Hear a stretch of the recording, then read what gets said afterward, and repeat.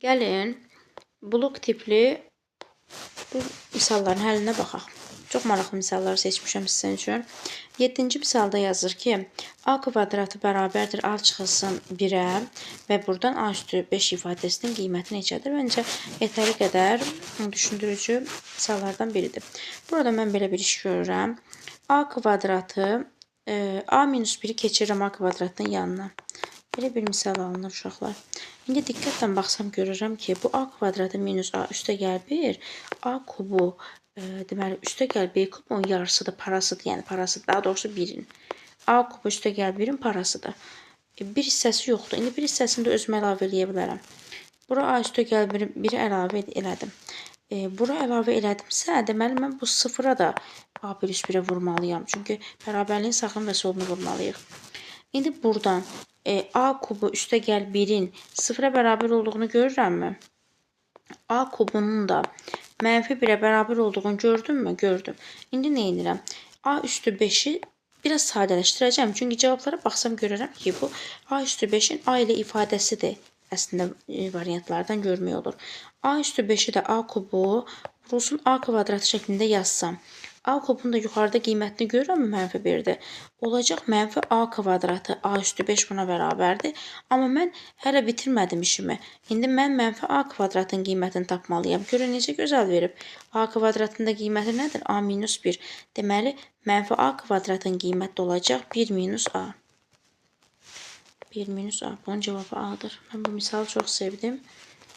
Yəqin ki, siz də seversiniz və fərqli yollardan yazanlar xahiş edirəm yoruma yazsınlar. 9-cu suala necə yanaşaq? 9-cu sualda fərqli tipli bir suallardandır. Deməli uşaqlar, burada nə elədim mən? A üstə gəl 1-i 4-cü dərəcədən a üstə gəl 1-in kvadratı şəklində yazdım. Yaza bilərəmmi? Sonra gəldim burada. Burada 16-nı ortaq vuruq çıxaranda elə a üstə gəl 1 eləyir də. 4-cü dərəcədən də 16-dan 2 çıxırmı?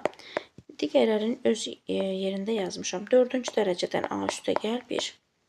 Bu da bu şəkildə qalsın. Bəs 3-ü neyniyim? Baxışaqlar. Baxan kimi görürəm ki, bu artıq mötərizə kvadratına oxşuyur. Birincinin kvadratı çıxaq. İkinci ilə birincinin 2 misli. Artıq burada a üstə gəl 1 burada da olduğu üçün digər yerdə qalan 1 olacaq da. 1. Birimi yazdım. Bəs 3-ü neyniyim? Çıxaq 4 yazım. Hə? Üstə gəl 1, çıxaq 4 şəklində yazdım. İndi buradan görürəmmi ki, bura 4-cü dərəcədən a üstə gəl 1-in kvadratı minus 1-in mötərizə kvadratıdır. Görürəm, bəli. 4-də 2-in kvadratıdır. Artıq bundan sonra mən bunu kvadratlar fərqi kimi aça bilərəm. Deməli, artıq bundan sonraki tanış deməli, misaldır. 4-cü dərəcədən a üstə gəl 1-in kvadratı çıxılsın 1, çıxaq 2. 4-cü dərəcədən a üstə gəl 1, çıxaq 1, üstə gəl 2. İndi burada 4-cü dərəcədən a üstə gəl 1 minus 3 alınır. Burada isə plus 1 alınır və əvvəlini yazmıram. Mənə də deyir ki, vuruqlardan biri aşağıdakilərdən hansıdır? 4-cü dərəcədən a plus 1 minus 3 cavabı varsa, mənim cavabım odur. Digərində plus 1-dir. Plus 1-lər yoxdur. Hamısında minusdur. Bax, burada cavab uşaqlar B variantıdır. Baxın. B variantı. Sonra keçdim növbəti suallar. Sizin üçün maraqlı suallar seçmişəm. Burada isə ifadən sadələşdirilmiş halı budur. Yəni, bu 23-cü sualı yəqin ki, görmüşsünüz. Yəni, bu sual tanış suallardandır və imtahanlara da çox düşüb. Yəni, blok imtahanlarında mən rastıma çıxıb. Deməli, burada nə edirəm?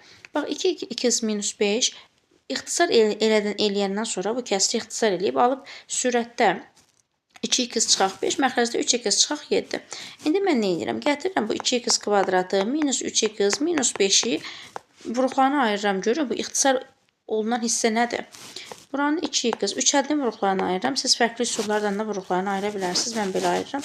2x x şəklində yazıram. Mənfi 5-də, mənfi 5 vuraq 1 şəklində yazıram. Yəni, siz bunu 5-1 vurub, sonra mənfini, sonra da düzəliş eləyə bilərsiniz. Deməli, çarpaz vuran zaman 2x çıxılsın 5x olur. Bu da mən mənfi 3x veribsə, deməli, mən doğru formada yazmışam. İndi bu, deməli, 3 ədədin vuruqları nə olacaq? 2x çıxaq 5, bir də x üstəgəl 1 olacaq. Deməli, uşaqlar, ixtisar olunan nə idi? X1 101. X1 101 sən demə, məxrəcin də vuruqlarından biridirmi? Bəs vuruqlarından biri nə olacaq? 3x minus 7. İndi 3x minus 7-ni x üstəgəl 1-ə vursam, mən məxrəci almaram. Gəlin, vurub açaq. 3x kvadratı üstəgəl 3x çıxılsın 7x çıxılsın 7. 3x kvadratı minus 4x minus 7. Və salam, mən m-ni aldım. 3 aldım. N-i nə aldım? 4 aldım. Elədi mənfi 1. Və salam, mənfi 1 də cavab alındı rahatlıqla. 30-cu suala gəlin baxaq. 30-cu sual da sizə tanış suallardandır. Amma biraz fərqli. Yəni, biraz onun bir hissəsi var ki, orada uşaqlar çətinlik çəkir. Ona görə seçdim sizin üçün. Birdən fərqli formada düşər. Çünki eyni standart suallar artıq düşmür. Yəni, suallarda biraz dəyişiklik eləyirlər. Uşaqlar, əvvəlini bilirsiniz ki, yəni bu hissəni yəqin ki, bilirsiniz ki, burada x kvadratı plus 3-ü saxlayıb 6x-i keçirirəm bərabərlikdən sağa və hər tərəfi x-ə bölürəm.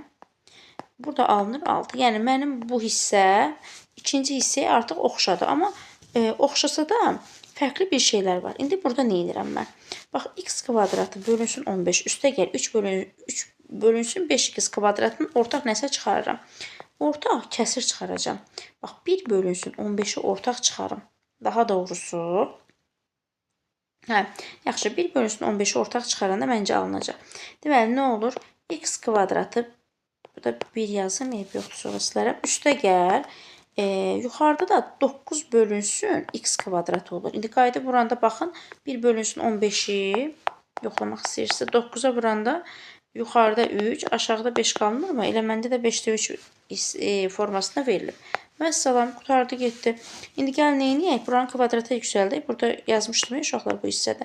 Kvadrata yüksəldirəm, mötərizə kvadratına. Bu şəkildə kvadrata yüksəldirəm. Olur. X-in kvadratı üstəgəl. İkincinin kvadratını yazıram. Sonra 2 mislini yazıram. Ki, bu mənə artıq burada görə bilim. 2, 3, 6. Burada da 6-ın kvadratı 36 elədir. Deməli, x kvadratı üstəgəl 9 bölü x kvadratı 30-dur. Gətirib burada yerinə yazsam 30 eləyər. 30-u da 15-ə böləcəm, 2 düşəcək. Bəli, bu sualın cavabı da nə alındı?